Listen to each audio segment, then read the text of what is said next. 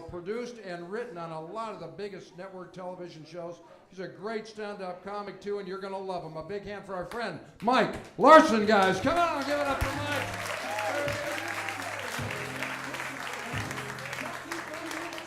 Fraser Smith. Hey, Fraser. All right, how you doing? Oh man, it is always so good to come back to Pasadena. Oh, Pasadena's just a little bit fancier than anywhere else I go, you know? Last time I was here, I went and had dinner down on Colorado Boulevard, and I was coming out of a restaurant. There was a homeless guy that had a sign that said, "Famished." That was so fucking fancy.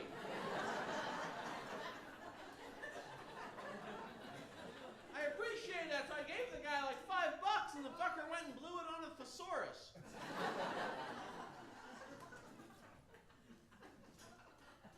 Hey, are you people with the lights on your heads together? That would be awesome if you weren't. It was just a coincidence that you got lights on your head. You're like angels. What group are you with? City of Hope. Oh, that's nice. Nice. That's like the cancer treatment center, right? Yes. All right. Well, may I hope that none of you ever have to meet them. You're good people, don't get us wrong. We just don't want to be friendly. Oh, that's great. That is great. Yeah, that segues right into my big cancer bit.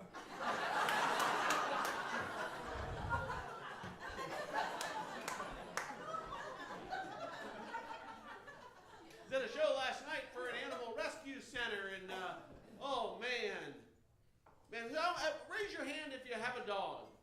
All right, okay. Now keep your hand up if you got your dog from a shelter, and now keep your hand up if you feel morally superior to those of us who didn't. Fuck you. Fuck you. That's great that you got a rescue dog. That's a good thing to do to get a rescue dog. I do not have a rescue dog. I have a pretty dog.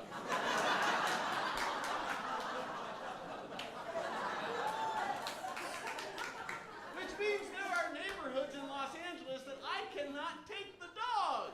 Seriously, if I wanted to walk my dog in Silver Lake, I'd have to fuck it up. Gouge an eye out or shave a bald spot on the side. Or get those wheels from the back end. Oh, those are awesome. Right? It's like half dog, half Roman chariot. Awesome dogs. Oh, that's great that you got a rescue dog. God bless you. I have a 10-year-old daughter who is so into dogs right now. We have a new neighbor who has this dog that's like a mastiff. You know what these dogs are? They're like linebackers. They're enormous dogs. And it always wears a muzzle. And I guess they can't even get a leash that holds it, so they walk it on like a motorcycle chain. And my daughter wanted to go pet the dog, and I asked the neighbor, I said, "So what's the story with your dog?" And she said, "Oh, he's a rescue." I was like, "Who'd you rescue it from? The baby it was eating?" This thing's a monster. It's like Rescue Dog is the only the last remaining charity in Southern California. That's all I get invited to now is like charities for rescue animals. It's like, what happened to March of Dimes? Did we really lick the sick kid problem? Is that over? Really, even like Special Olympics, they can't draw a crowd anymore. That's why this summer they're going to invite rescue dogs to chase the kids around the track.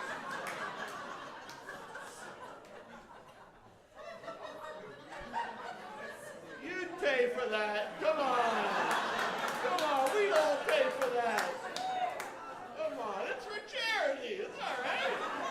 All right with that?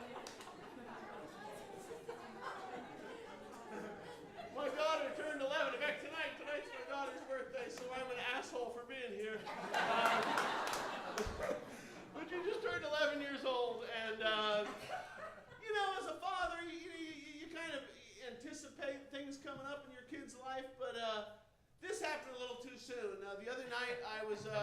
driving with her, and there was a topic came up that I'm just not ready to talk about. And she said, Dad, can I ask you a question? And I'm like, sure. And she said, how much money do you have saved for my college? Come on, can we talk about sex? Talk about that? I mean, it's not like I didn't plan, you know, when my wife and I knew we were having a baby, we did research, you know, we looked into those things. We knew that college was going to be expensive, which is why we made the very courageous decision not to encourage her to read.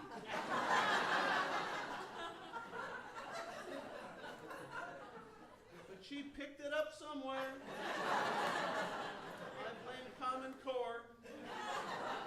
Fucking Obama.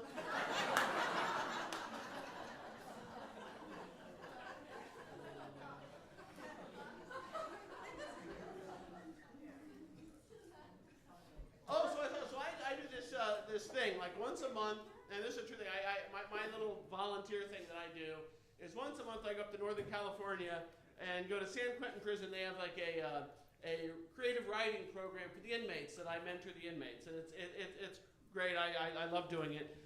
Last time I was there, though, they had a program where they were bringing shelter dogs to San Quentin so that the rescue dogs could be, could interact with the inmates, which was awesome for the inmates, but messed up for the dogs.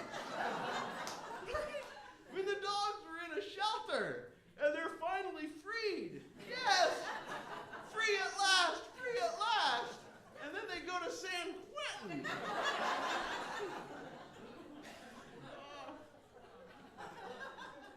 I love going to the guys in the group that I mentor, for the most part, are in their 40s and 50s. And serving time for something they did when they were 18 or 19, and it's heartbreaking. It really is. But can you imagine if your entire adult life was based on the stupidest thing you did when you were 19? I'd still be known as the streaker who couldn't hurdle a rose bush.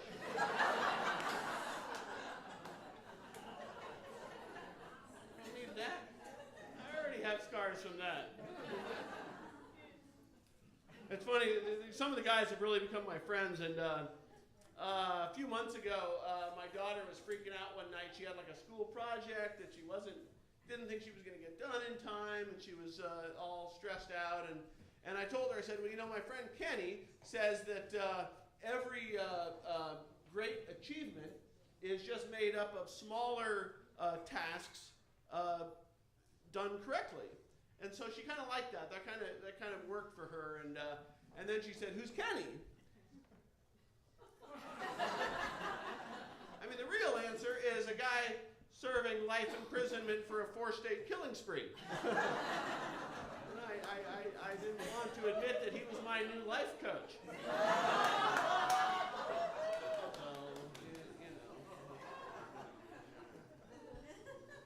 But I get, this is going to sound corny, but being with the inmates, I just feel I get wisdom from them. They've lived lives that I could never even imagine, And when I was young, I thought wisdom meant knowing stuff, like really knowing something. And it's not. Like, for example, when I was growing up, I was raised Catholic. So from the time I was, born until 30 or so, I was absolutely sure that not only was there a God, but that he was Catholic, right? And then in my 30s, I got kind of wishy-washy. And by the time I was 40, I was absolutely sure there was no God. Now I am only absolutely sure about one thing, that I don't know shit about anything. And that is wisdom. I've come to realize here.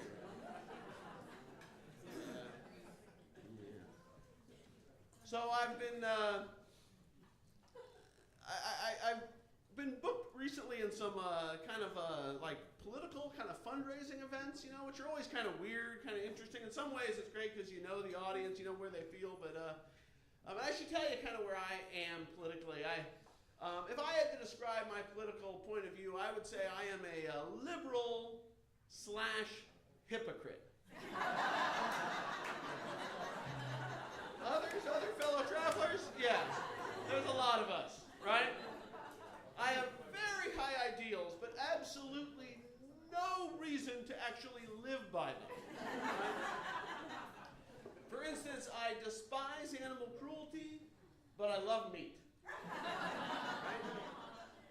I consider myself a proud feminist, but also acknowledge that having that point of view makes it a lot easier to get laid. And I'm a big environmentalist, very passionate about recycling, unless, of course, the black garbage can is considerably closer than the blue one. You know, like if I had to go up a step or something.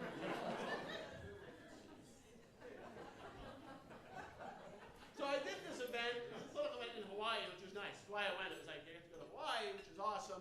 And after the event on Saturday night, the next day on Sunday, they had like a luau at this resort. And so I went to the luau, and it was awesome. And they did, you know, the fire twirling and all that. And then there was this guy, this old Hawaiian man who told us about like the history of Hawaii. And one of the things really caught my attention. He said that the ancient Hawaiians, in order to gain favor with their god, would toss a virgin in the volcano